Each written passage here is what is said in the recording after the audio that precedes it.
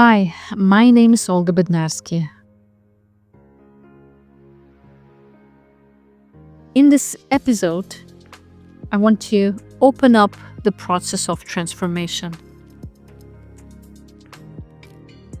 How we move from living with a long-standing problem that feels permanent to reaching a place where it either dissolves completely or loses all control over our lives.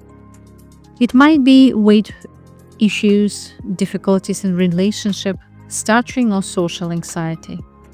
Problems that sometimes haunt people for years, even though they've tried everything, reading countless books, meditating, visualizing, taking pills, denying it, fighting it, trying every method under the sun, and yet they still feel stuck. I'll illustrate this with a few conundrums, starting with weight, then relationships, and stuttering in adults. Because these examples show us clearly how we get trapped in the same patterns and how to finally move beyond them. Listen all the way through, and better save this episode to re-listen. The ideas land deeper over time. So, let's dive in. Weight. When someone wants to lose weight, what is the typical approach? They worry constantly, complain, diet, try slimming pills. They get impatient, check the scales 10 times a day. They hate their body, punish themselves, obsess over magazines and Instagram accounts of thin people. They discuss dieting with friends who are in the same boat, and they desperately search for that one quick fix solution. But what's really happening here? They think they are fighting kilograms, they think they are fighting their body. But what's really happening is that they are fighting themselves. And every time you fight yourself, you strengthen the very thing you want to change. Resistance builds, and where there is resistance, true change is impossible. Instead of losing weight, they end up attracting more weight, more discomfort, more self-hatred. It becomes a vicious cycle. Because energetically, the more you fight a problem, the more you draw it closer. You make it more real, more present, more overwhelming. Now, imagine this person suddenly realizes, fighting my weight is pointless. It's only creating more of it. What do they do instead? They stop fighting. They accept. Acceptance is the game changer. Not in the sense of giving up, but acknowledging, yes, right now, I have extra weight. That's what it is. But it doesn't define me, and it doesn't have to stay forever. And when they stop the fight, the suffering eases, and a sense of emotional relief comes.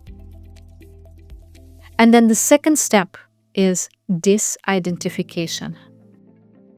They begin to develop a new self-image, how it feels to live in their body with a comfortable weight, to wear clothes they love, to feel fabric brushing against their skin, to walk feeling light, joyful and confident.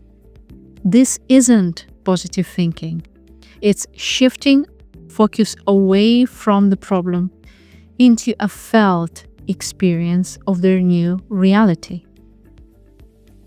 And once that new self-image takes root, their actions change naturally. And they don't starve themselves or yo-yo diet. Instead, guided by this new state of being, they choose healthier foods, develop sustainable eating habits, and their body gradually aligns with this new desired self-image. Weight loss and slimmer, healthier body become side effects of identity shift, not dieting. Now, let's take relationships. Imagine a woman in her 30s who desperately wants to meet the right partner. She goes on dating apps, attends speed dating events, reads books, asks her friends for advice. She does everything to look attractive and present herself in the best light. But despite all her effort, nothing works. The people she meets don't match what she is looking for. She experiences betrayals, disappointments, and she begins to obsess. What's wrong with me? Why can't I meet the one? And the harder she tries, the more desperate and needy she feels. The more she obsesses, the more she attracts experiences of being alone. Her entire focus is on lack, on not having a relationship. And so that reality mirrors back to her. So what is the turning point?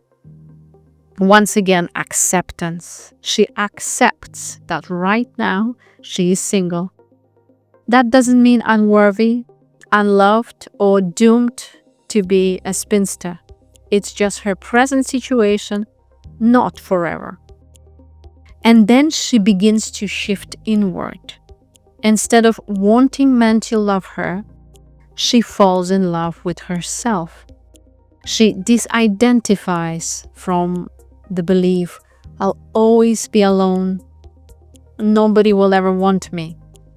She starts to see herself as someone already in love.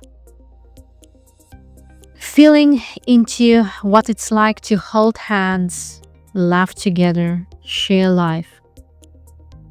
And the next time she sees a kissing couple, she doesn't become sad. Instead, she smiles to herself, knowing, my love is on his way. This isn't daydreaming, it's stepping into a new self-image of being and feeling loved, valued, and desired. From that place, her actions change. She is now more selective with her dates. She raises her standards. She radiates self-respect. And when she genuinely loves herself, others naturally reflect that love back to her. Often, that's when the right person arrives. Not through desperate searching, but when she least expects it. And finally, stuttering. People who stutter often spend years trying to fix their speech. They search for a magic pill, obsess over techniques, complain about their speech, try to fight it. They put all their focus on the problem, and guess what happens? The problem grows larger. It becomes the elephant in the room. The fight consumes them, leaving them paralyzed and hopeless to change anything. The way out begins once again with acceptance, not resignation, but stopping the war with yourself. You say, yes, right now I stutter, but this is not forever. And then the same second step, disidentification. You are not your stutter. You begin to imagine a new version of you, how it feels to speak with flow, to greet someone calmly, to hold eye contact, to laugh freely in conversation. You picture yourself waking up lighter, more relaxed, speaking in a natural rhythm and looking forward to speaking situations as opposed to avoiding them. And as you practice this new self-image daily, it changes your state of being. Instead of living from obsession and desperation, you live from flow. And over time, that inner shift brings outer change. Fluency doesn't come because you fought the stutter into submission. It comes because you became a different person inside. You see, you don't receive what you want. You become what you are. You have to feel slim inside before you become slim.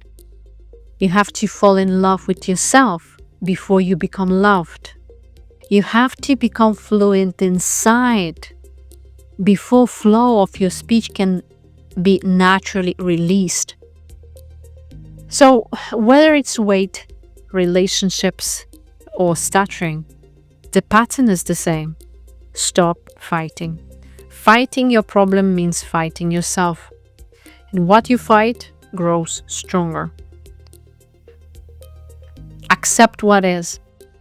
Acceptance ends the vicious cycle of resistance and suffering. Create a new detailed self-image. See, feel, and live into the reality where your problem no longer defines you.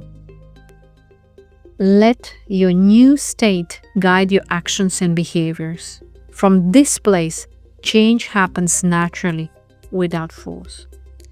True transformation isn't about punishing yourself into change. It's about shifting your relationship with yourself. And everything else follows.